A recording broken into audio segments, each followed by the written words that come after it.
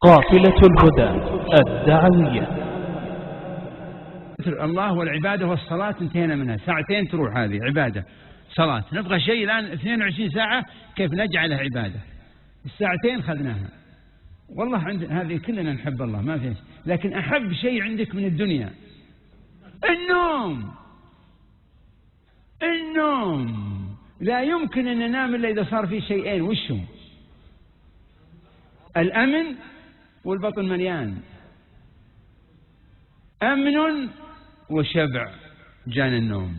كيف نجعل النوم عبادة، وكيف نجعل النوم طاعة، وكيف نجعل شيء لنا. كم نبي ننام؟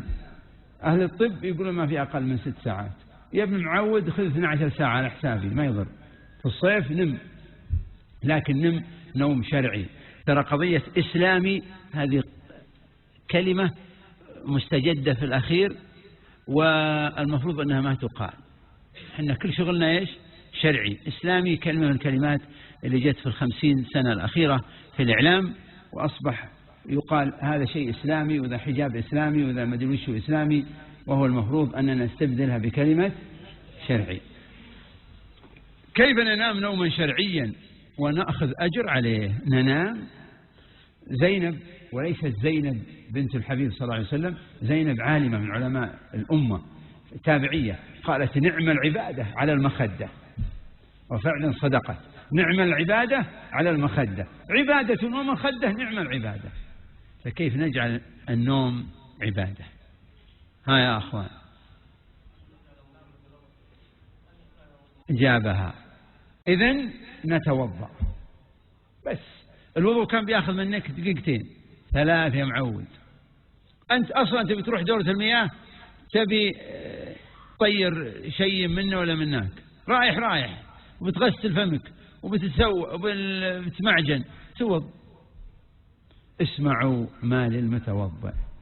قال صلى الله عليه وسلم من توضأ قبل أن ينام نام معه ملك بين لبسه وشعاره جلده يستغفر له حتى يصبح. نعمة ولا أنه بنعمة؟ واحد إذا رايح المكة تكفى ادعى لي، هذا ملك نازل من السماء يستغفر لك. وإن تعارى يعني قام استيقظ فقال سبحان الله والحمد لله وقال لا إله إلا الله وحده لا شريك له، له الملك وله الحمد ولا كل شيء قدير. سبحان الله والحمد لله ولا إله إلا الله والله أكبر ولا حول ولا قوة إلا بالله. فإن دعا أجيبت دعوته، وإن استغفر غفر ذنبه، وإن مات على الفطرة، وفي رواية شهيدا. هل علمت لربي سمية؟ لا والله. 6 ساعات كم تبي تنام وانا ابوك عشان ابيك تعد وين قلمك ولا معك تسجل؟ 6 ساعات الحين رحنا، ولا تبي 8 تنام؟ كم تبي؟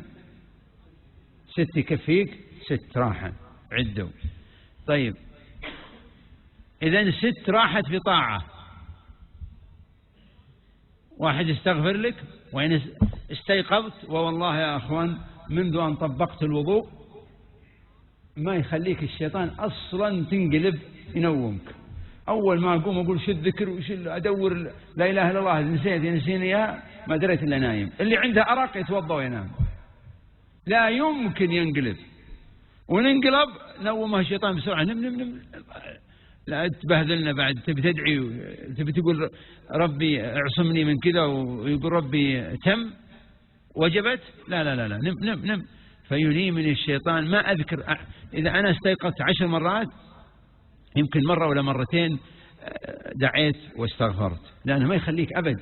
فالذي عنده أرق أمن وأمان هذا الوضوء. إذن هذا واحد. بعد الوضوء إيش؟ أكل.